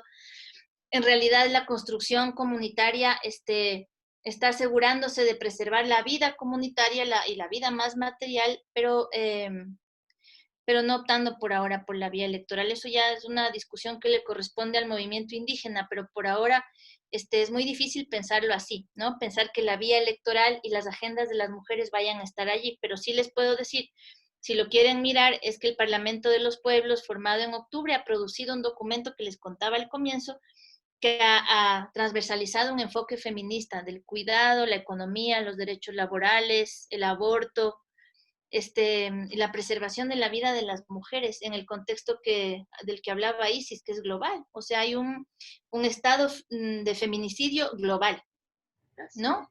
Muy agravado por la pobreza, el descalabro económico, ¿no es cierto? Y otras violencias, digamos, dentro de este modo multidimensional de verlo. Entonces, ahí es bien difícil, digamos, que nosotras tengamos alguna expectativa electoral, pero sí hay sectores del movimiento de mujeres que están allí tratando de promover los mínimos que el gobierno de Moreno ha movido, más por instrumentalizar el discurso de género que por implementar políticas reales para las mujeres. Entonces, la construcción desde abajo, más bien, de gobiernos autónomos, comunidades indígenas, de base y en el campo popular, eso es lo que queda de octubre. Y eso es un botín que puede volverse fácilmente usurpable, ¿no es cierto?, por cualquier interés electoral. Entonces, justo estamos en ese momento en Ecuador desde mi punto de vista. Entonces, es difícil ahorita verlo, pero la agenda de las mujeres está más bien en la organización desde lo popular, desde abajo, ¿no? Eso es lo que nos permite tener un poquito de posibilidad de preservar la vida. Gracias a Isis y a Cristina, porque en efecto, digamos que ambas hacen énfasis en la importancia de un proceso de autogestión por parte de la mujer, quien prácticamente no tiene nada que esperar por parte del Estado, y justamente con respecto a esta situación se ve obligada, pero más que todo yo creo que nos vemos invitadas a autogestionarnos y a trabajar desde la base, creando entre otras cosas espacios paralelos al Estado que terminen por cumplir una función que aunque se prometió en el nivel de los canales estatales, nunca se cumplió, y antes bien se terminó por reproducir las mismas prácticas heteropatriarcales que fueron heredadas prácticamente desde mucho antes de la conquista. Yo quisiera darle paso un poco a la palabra a Mónica, porque en función de varias ideas que mencionó Cristina, sobre cómo nos encontramos ante una transfobia de Estado, en donde muchas de las, digamos, de las políticas que vienen del seno del Estado terminan por crear espacios en donde la vulneración y la violación de los derechos de, por ejemplo, la comunidad trans, como fue el caso de Colombia, Perú y Panamá, 3 países en América Latina que instauraron el llamado pico y género durante los tiempos de pandemia, se convirtió en una política pues avalada por los gobiernos locales y nacionales. y que terminaron pues por develar toda una serie de características muy propias de un Estado que es un Estado macho, en términos como también lo planteaba Cristina, un Estado atravesado por relaciones, por ejemplo, de raza, pero también de género, que en el caso de Colombia, pues, y por ejemplo en el caso de Perú, terminaron por evidenciar cómo esa transfobia de Estado está completamente calada como en el interior del mismo Estado. Recuerdo mucho que en el caso de Perú, si no estoy mal, justo cuando, porque el pico de género duró muy poco, duró unos 10 días, porque se dieron cuenta de lo que estaba ocurriendo, no solamente porque salió en escena temas como la desigualdad con respecto al hecho de que los días que podían salir las mujeres, los supermercados estaban llenísimos, teteados de gente, mientras que los días que salían los hombres, muy poca gente en los supermercados, es decir, se develó cómo había una división sexual del trabajo, de las labores domésticas, y la respuesta de uno de los miembros del gobierno fue decir, no, pues es que lo que debimos hacer fue haberle dado más días a las mujeres y menos días a los hombres. Entonces uno dice, por favor, o sea, ¿usted se está dando cuenta de lo que está diciendo? O sea, es como un caso para que veamos un poco cómo este tipo de políticas están completamente naturalizadas, completamente normalizadas, y hacen parte justamente del ejercicio del poder por parte del Estado. Entonces, Mónica, yo creo que podríamos de hecho empezar a abrir un poco también la agenda hacia ese cuestionamiento de cómo el Estado mismo y este tipo de políticas, como por ejemplo este caso que es lamentablemente muy interesante en el caso de América Latina, con respecto al pico de género, terminan por también invitarnos a la necesidad de empezar a ampliar un poco el sujeto del feminismo, por ejemplo, un poco a cuestionar un poco quién es ese sujeto político del feminismo que debe ser objeto de nuestra preocupación, porque es el que está siendo directamente atacado por políticas del Estado.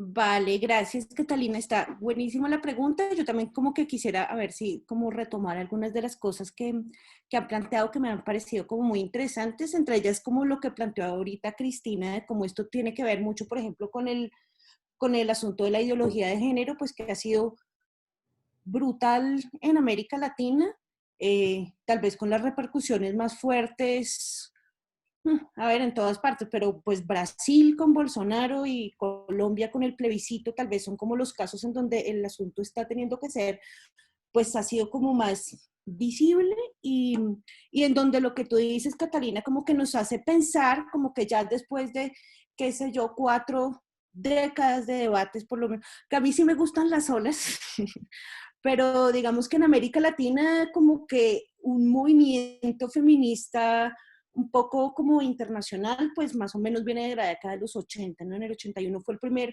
encuentro latinoamericano, feminista latinoamericano y del Caribe, y desde ahí como que han surgido unas preguntas que en ese momento tal vez que parecían unos debates ahí como muy internos, en ese momento el feminismo no tenía la fuerza que tiene hoy, y esas preguntas parecían unas preguntas que se estaban haciendo por allá las feministas como en un lugar aparte y que en este momento, ya 4 décadas después, pues permean la política en el mundo, pero en América Latina de una manera radicalmente fuerte justo por la emergencia de todos estos grupos pues radicales religiosos que están interviniendo muy fuertemente en el Estado. Entonces, a ver, primero como que yo no sería tan temeraria, no sé, de pronto soy un poco más generosa con el Estado, pero no sé si es una transfobia de Estado o es como que son medio mensos.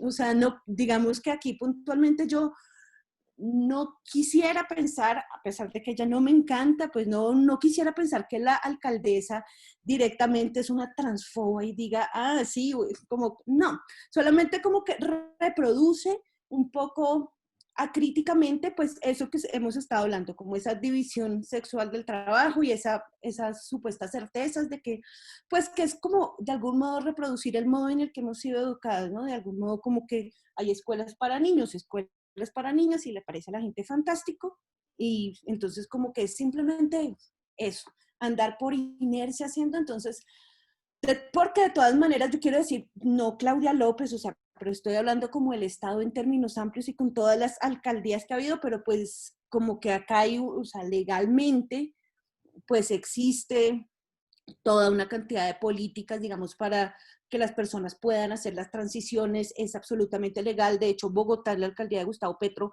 fue una de las primeras, no sé si es la primera o el segundo ciudad de América Latina en donde hubo una ley de identidad de género y demás. O sea, como que al tiempo que hay esta cierta apertura y esta cierta revisión de sus políticas, hay esta inercia y esta reproducción, y aquí estoy haciendo como un gran sancocho porque pues sí, no es lo mismo Petro que Claudia López, pero estoy diciendo el Estado como esa cosa, un ente abstracto que por supuesto que no es así.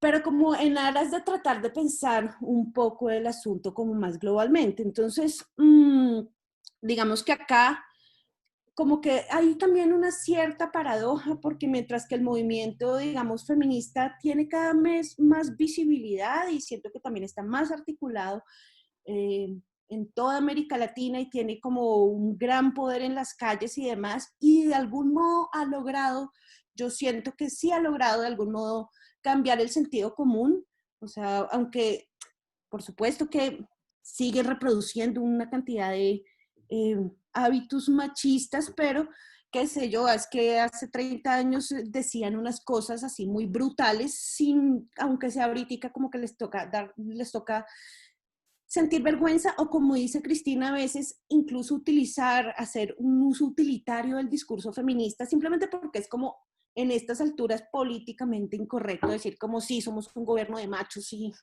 como no vamos a pensar, digamos, en que las mujeres tienen un lugar, y eso, digamos, que tiene sus bemoles, como que la extrema derecha en Colombia, pues tiene sus representantes mujeres ahí, y pues tenemos como esta desgracia, la primera vicepresidente mujer, pues que es una mujer no solamente de extrema derecha, sino vinculada con el narcotráfico y demás, como está el Estado en Colombia, pero quiero decir, hay un discurso utilitario de las reivindicaciones feministas para decir como no, nosotros también tenemos mujeres. Sin embargo, por el otro lado, como que lo que les aterra es eso que decidieron llamar la ideología de género. Entonces, como que por un lado sí, todo bien, tenemos mujeres, por el otro lado, fatal que vaya a haber eso que llaman la ideología de género, que pues es una amalgama muy grande, digamos, en donde uno no sabe bien qué es exactamente lo que terminan metiendo como ideología de género.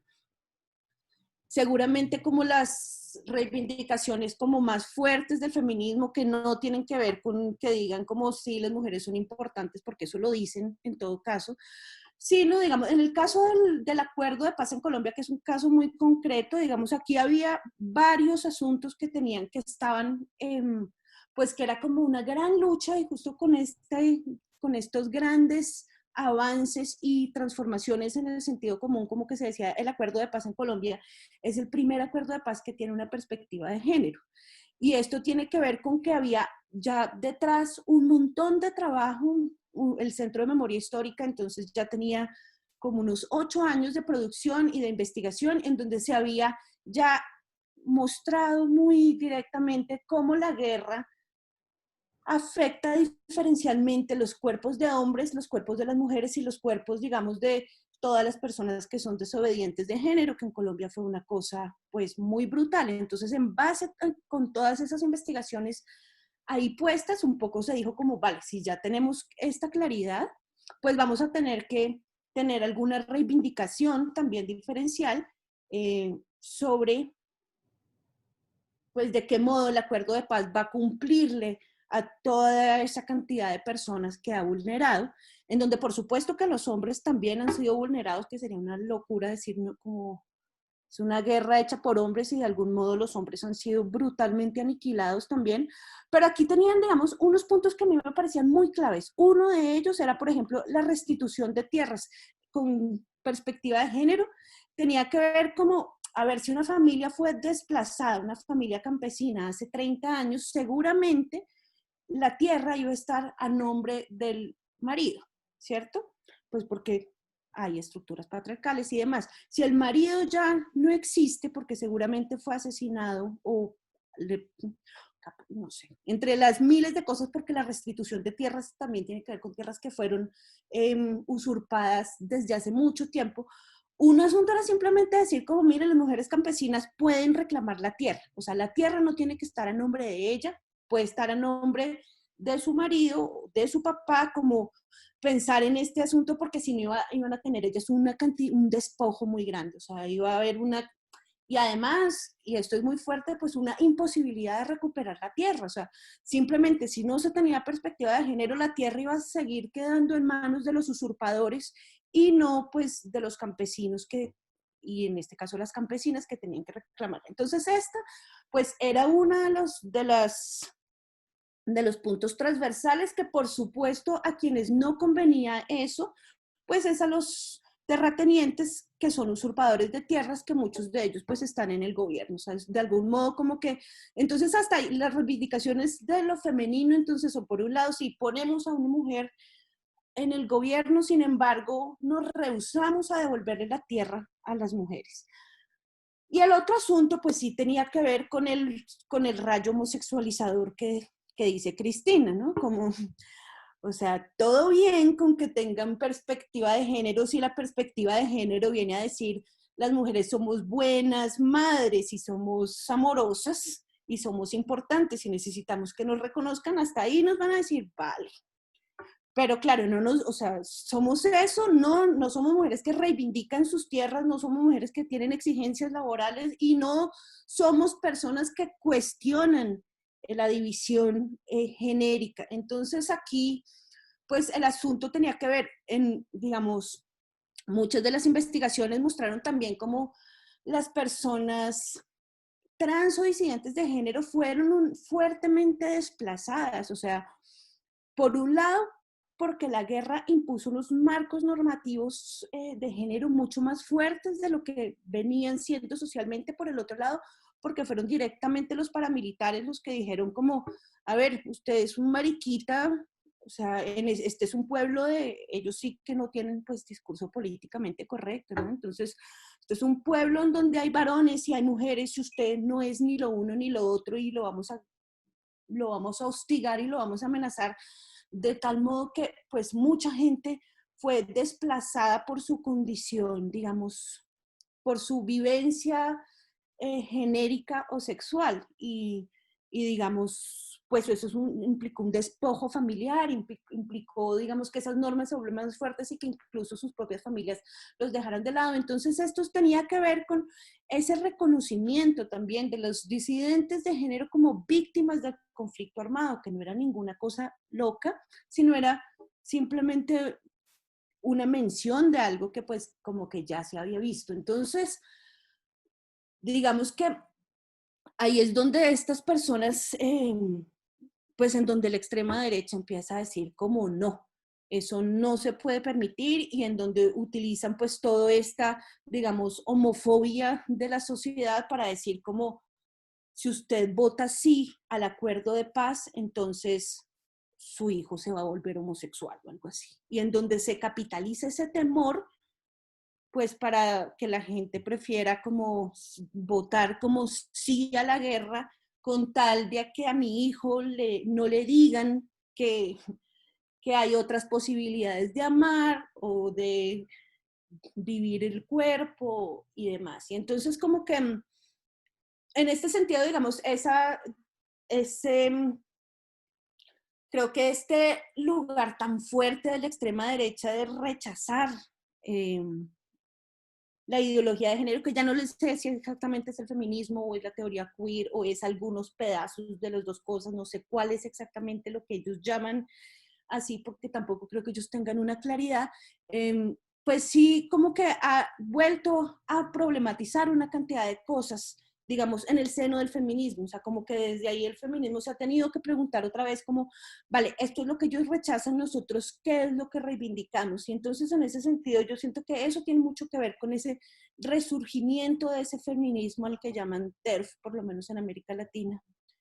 Que de algún modo como que algunas feministas dijeron como no, nosotros reivindicamos hasta aquí, pero hasta acá no. Y en ese momento creo que estamos en el debate internacional, que para el caso de América Latina me parece brutalmente más contundente, justo porque tenemos a estos señores Bolsonaro y sus amigos, pues aliándose justamente con el discurso que algunas feministas están reivindicando. Entonces creo que también es un momento como de repensar muy fuertemente políticamente como hacia dónde estamos apoyando y hacia dónde estamos, o sea, cuáles son los peligros, digamos, de no es solamente como yo así es que pienso, sino ese pensamiento como a quién está sirviendo, a quién está apoyando y hacia dónde puede mover la política pues latinoamericana.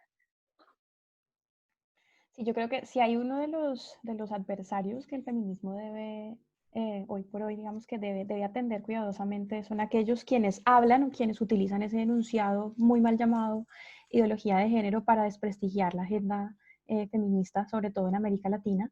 eh, y, y da mucho miedo acceder a los textos que estos personajes, no sé si ustedes conocen a Agustín Laje, quien es como una de las voces más terroríficas que ha creado la derecha católica en Argentina, eh, porque en su libro, el libro negro de la izquierda de América Latina, hace una reconstrucción muy juiciosa de la historia del feminismo. O sea, uno como profesor de feminismo, uno dice, pucha, este tipo leyó o le pagó a alguien para que leyera por él, porque uno no lo sabe, y llega un punto en el cual, claro, ofrece una tergiversación completa de la historia, de lo que él mismo llama como la cuarta ola, porque él sí hace una periodificación muy a partir de las olas que a muchas nos gusta, a muchas otras no nos gusta, eh, y le echa la culpa a la llamada cuarta ola, en donde su objetivo principal es homosexualizar básicamente a la población mundial.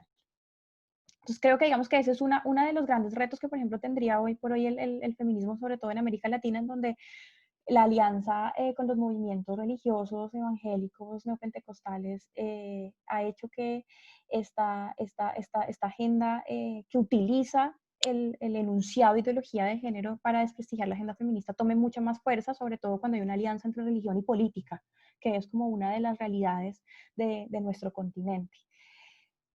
Quisiera un poco como empezar a cerrar un poco Mira, este yo quería hacer conversatorio. No sé si dos ustedes quieran... comentarios sobre el tema de la transfobia, ¿no? Que era una de Ujú. las cosas que, con el tema del el régimen heteronormativo, ¿no? Que yo decía, que intenta normar hasta la forma de amar y de relacionarnos, ¿no? Que es uno de los grandes desafíos de construir ese discurso. Una de las grandes cosas que, bueno, mi organización, nosotros como militantes de base, nosotros venimos de un movimiento social, ya les decía, de trabajo y de lucha comunitaria, el Frente Francisco de Miranda. Pero bueno, ocupamos espacios de poder ahora, ¿no? Y una de las grandes discusiones que estamos dando es eso, cómo tratar de generar políticas públicas. Y hemos hecho experiencias muy valiosas, que creo que están invisibilizadas además, porque además las hacemos, somos mujeres y las hacemos nosotros, que somos como una fuerza y un colectivo atípico dentro de la lógica del ejercicio del poder, pero nosotros tuvimos un centro de atención y de inclusión de ciudadanas trans en situación de calle. Es decir, es el sector de la población más excluido porque hay una exclusión total de la identidad, de la garantía del trabajo, de la garantía de la contención amorosa, de la familia, del vínculo, y unos niveles de precarización. Termina siendo la prostitución la alternativa, termina siendo el abuso de las drogas una fórmula para poder soportar la vida de la calle, en situación de calle. Y bueno, son políticas, son grandes desafíos que políticas y organizaciones y colectivos tenemos que desarrollar miradas hacia hacia el sector más excluido de la población. Y ahora nosotros estamos dirigiendo una oficina, creamos una oficina con un consejo de la diversidad sexual que está dirigida por una compañera trans. Y la intención es que podamos nosotros comenzar una gran consulta pública y un gran registro acerca de los planteamientos y las necesidades para abrir un debate en el territorio acerca de toda esta mencionarlo porque, bueno, son experiencias muy incipientes, novedosas, que dentro de la lógica del Estado macho, que ustedes dicen, bueno, están abriéndose paso allí progresivamente, ¿no? Y es bueno saber que existen y que se están haciendo ese tipo de esfuerzos, ¿no? Muy incipientes ahí, ha costado mucho, es un trabajo arduo, pero bueno, ahí vamos avanzando. Listo, para darle un poco de pronto la palabra a nuestros asistentes, no sé si alguno de los que nos está escuchando quisiera hacer alguna pregunta en particular a alguna de nuestras panelistas. De pronto si quieren escribirla en el chat o si se animan. Tal vez yo creo que, Pedro, no sé si me escuchas y activamos el chat para que las personas que quieran hacer cualquier pregunta la hagan. El chat está activo. O sea, Listo. pueden levantar la mano también, creo. Bueno, listo. Podríamos abrir un poco ese espacio para darle el espacio a otras voces. Y mientras tanto, de pronto, si alguien se anima, yo quisiera hacerle una pregunta a Sara con respecto a esa última intervención que hiciste cuando cerrábamos un poco el tema a propósito de tu trabajo sobre floricultura. Y es que tú hacías énfasis un poco en la importancia de crear trabajos para mujeres. Yo quisiera un poco que de pronto tú como que nos contaras digamos, tu experiencia dentro de ese campo que tú hablas como economía de género, en particular, digamos que a qué te refieres o cómo podríamos pensar un poco ese camino hacia una política económica que incorpore una igualdad de género digamos que tal vez como que se pregunte un poco, que se cuestione si realmente debemos crear trabajos destinados para mujeres o más bien si debemos ocuparnos de otro tipo de políticas, siendo un poco como enfáticos en que crear espacios laborales solo para mujeres puede llegar a ser un poco contraproducente.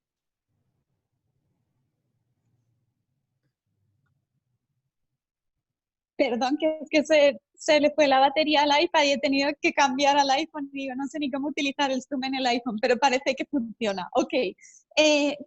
Por lo que yo me refería a la hora de crear trabajos para mujeres, no quiere decir que sean única y exclusivamente, que puedan ser desempeñados por mujeres, pero definitivamente si tú quieres avanzar, me parece, en esa ideología, tienes que garantizarles el acceso a empleos. Y una vez les garantizas el acceso a empleos, se pone en marcha todo este otro proceso, ¿no? Que es súper beneficioso y tenemos mucha evidencia a la hora de decir, si vas a diseñar una política y quieres ayudar a los hogares más desprotegidos, no basta con enviarles $100, tienes que enviar $100 y que estén a nombre de la madre, que sea la madre la que vaya al banco y caché el cheque, ¿no? Y que te diga ella en cierta manera cómo es que se van a gastar ese dinero, ¿no? Porque dentro de lo que es el hogar se va a producir algún tipo de discusión, algún tipo de proceso de negociación y demás, y me parece que teniendo un empleo, teniendo la promesa de poder acceder a un empleo, bien sea porque has recibido una educación o porque existen las oportunidades de trabajo, aunque no estés empleada, ¿no? Pero digo, podrías acceder a un empleo si quisieses, ¿no? Y digo, me parece que genera una dinámica que es beneficiosa no solo para la mujer, para el resto de la comunidad, para los hijos de esa mujer y para la familia a la vez, ¿no? Entonces, digamos que en la agenda de cualquier gobierno uno siempre piensa, ¿no? Y en qué sectores quiero fomentar y de qué manera puedo ayudar directamente a los hogares. Y a mi entender queda un poco relegado, ¿no? La función que tiene el empleo de la mujer, un empleo formal y un empleo como establecido y un empleo que tuviese pues unas condiciones mínimas, ¿no? Por supuesto, y digo, pero digamos que fuese dirigido o que ella supiese que tuviese acceso a ese empleo, no necesariamente que sea la única que pueda ser empleada, hombres son más que bienvenidos, digo, pero tienen, desde el punto de vista de la economía, tenemos muchísima evidencia sobre el patrón de gasto de ese dinero que se genera y que trae la mujer a la casa es completamente distinto de ese dinero que pudiese entrar por cualquier otra fuente. Claro, yo creo que por eso ahí digamos que la importancia es preguntarse como qué tipo de empleo es y en qué condiciones el cuerpo de la mujer, digamos que va a ocuparse de un empleo, de una labor en particular. Sobre todo si somos conscientes que estamos en el marco de economías capitalistas neoliberales que se aprovechan y toman ventaja de la precariedad del cuerpo de la mujer. No sé si ustedes, Isis, Mónica o Cristina, quisieran hacer algún otro comentario sobre alguno de los temas que vinimos discutiendo. Solo uno cortito tal vez de lo que decía Sara, que digamos, igual que las mujeres nos hemos dado un lenguaje, ¿no? Hemos creado por lo que está pasando, digamos, hoy sabemos nombrar el feminicidio, nombramos, pero para erradicarlos, no nombramos las violencias. Digamos, lo que evidencia, lo que tú decías, Sara, lo que se evidencia, creo, en nuestros países también es que las mujeres estamos tratando de crear nuestras propias condiciones de trabajo, pero también de permanencia en esos trabajos. Y eso me parece tan fundamental. Esto yo lo aprendí recién de un colectivo de mamás universitarias aquí de la Universidad Central del Ecuador, y una de ellas, yo la estaba entrevistando, una estudiante muy joven, me contaba eso, digamos, nunca se piensa en nosotras también como, por ejemplo, como universitarias, que hemos tenido hijos desde los 18 años, forzada o no forzadamente, digamos, de muchas maneras, eso no es otra discusión, pero ¿por qué las universidades no han pensado nunca en guarderías, en salas de lactancia, en que el profesor no sospeche de ti porque tienes que salir a sacarte leche o dar de lactar? Y ellas han diseñado, digamos, una mirada tan cuidadosa, y yo he aprendido mucho de ellas entrevistándolas por un trabajo que tenía que hacer, y ellas decían lo mismo. Y cuando pasamos al mundo del trabajo, del mundo universitario, al mundo del trabajo, ¿por qué no se desplazan esas mismas condiciones? ¿Por qué no han sido producidas condiciones de trabajo concretas para nosotras? Desde que un profesor sepa que me tengo que ir a sacar leche o que tengo que dar de lactar, a poder entrar con mi bebé al aula, por ejemplo, porque no tengo cuidado, o sea, porque yo misma hago todo, ¿no? Voy a la universidad, cuido, ¿no? Y además luego cuidaré a mis papás cuando llegue a mi casa, etcétera. Entonces, estas condiciones de trabajo, que son condiciones de cuidado, que son condiciones de vida digna, es una perspectiva, digamos, multidimensional que estamos construyendo, creo, y que tiene que ver con la justicia, digamos, pero con justicia feminista, digamos, quiero mis derechos laborales, pero pensados para mí, no abstractamente, ¿no? Igual que mis derechos laborales. Entonces, digamos que hay estas posiciones de enunciación colectivas. Ahora yo cito apenas un ejemplo, ¿no? Mamás universitarias muy jóvenes, estudiantes secundarias que ya han sido madres, por ejemplo, dicen, si no tenemos estas condiciones de trabajo creadas para nosotras en los estudios, no las vamos a tener para el mundo del trabajo, tampoco, porque no se entiende. Entonces, creo que esa es una discusión que hay que dar, ¿no? Y que yo veo ahora, por ejemplo, yo aprendí de estas chicas que tienen 20 y pico, 25 años y que están dando esa lucha dentro de sus universidades. Ellas lograron que las autoridades en su universidad convirtieran un baño en una sala pequeña de lactancia, por ejemplo. Y así. Entonces, digamos, por ahí van las cosas, ¿no? Y como decían ellas mismas, desde otra organización muy importante estudiantil que se llama Acción Antifascista Ecuador, decían, vamos a las acciones concretas nosotras. O sea, no nos quedamos en el discurso, vamos a hacer lo concreto, porque lo concreto es lo que permite modificar las condiciones de vida cotidiana. Entonces, a mí me ha gustado mucho entrevistar, tuve que estar entrevistando muchas estudiantes por eso y me aprendí un montón, porque justamente son ellas las que están diciendo, ahorita queremos estas condiciones y luego desplazarlas al mundo del trabajo porque tenemos derecho. Entonces, eso crea, es otro mundo, ¿no? Ellas solo con eso cierro, decían, nosotras descubrimos que para nosotras ser estudiantes, mamás y trabajadoras, necesitamos un mundo nuevo, no aceptamos esto que nos ofrecen, digamos, en mínimos. Entonces es muy bonito pensar en esas perspectivas también. Yo quería mencionar eso. Hay un libro maravilloso que se llama Hacia una sociedad niñocéntrica.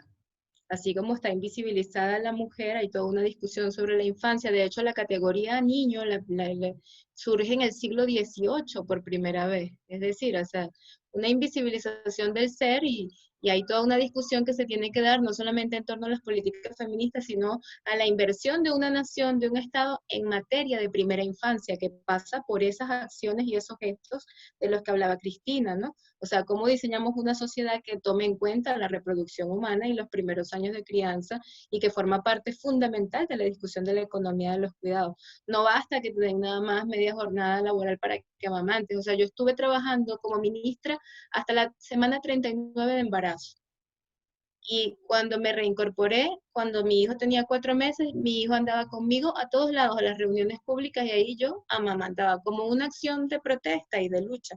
También nosotros acá tenemos, bueno, el plan de parto humanizado para que las mujeres puedan decidir la forma de traer al mundo a sus hijos. Para cambiar al mundo hay que cambiar la forma de nacer, eso también forma parte de la economía de los cuidados. para superar la violencia obstétrica. Es decir, hay unas condiciones materiales de vida en las que nosotros tenemos que empezar a profundizar el debate y que pasa por esa situación. ¿Cómo reproducimos la vida? No solamente la reproducción social del trabajo, ¿no? Es un gran debate que está pendiente y que debería transversalizar todas estas lógicas de la economía y toda esta lógica de la concepción del mundo laboral, ¿no? Entonces, bueno, creo que queda como mucho que cortar por ahí, ¿no? Es parte de reflexiones y de la interpelación que permanentemente tenemos que darle a la sociedad. No solamente debe ser un debate desde las academias o desde los estados, tiene que ser un debate público, colectivo, social, cultural, porque bueno, pasa por el metabolismo de lo cultural. Ya lo decía yo, en el siglo XVIII aparecieron los niños como categoría, la invención de la infancia. Entonces, bueno, seguimos a veces pensando y operando con el pensamiento decimonónico del siglo XVIII y estamos en pleno siglo XXI.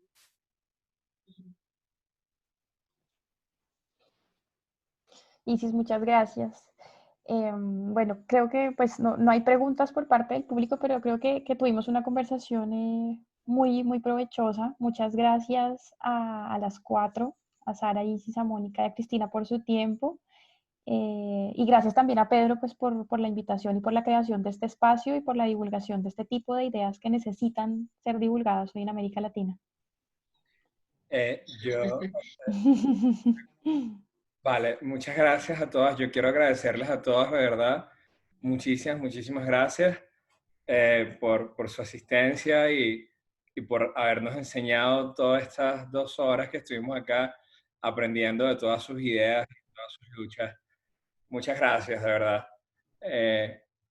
El video no se grabó, no, por Facebook se cayó, pero o sea, a los 4 minutos estaba hablando Mónica, se cayó Facebook, pero sí YouTube, de repente hay gente en YouTube porque dice que tenemos viewers, y de todas maneras voy a grabar, esto que se está grabando, lo subo al Drive, y ahí tenemos el video y se los comparto. Muchas gracias, de verdad. Estoy muy agradecido. Hoy aprendí mucho y me estoy muy contento. Muchas gracias, oigan, Gracias a a todas. todas. Qué chévere escucharnos. Ojalá sigamos Aprendí en contacto. mucho. Sí, gracias, Ojalá chicas. sigamos en contacto. Yo como profesora de teorías feministas me gustaría mucho como contactarme también con sus experiencias en la práctica política, porque a las académicas nos falta más campo.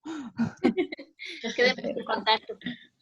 ¿Verdad? Bueno, gracias. Chao. Bueno, chicas, Abrazos. encantada, un placer. Igual. Un placer. Chao. Chao.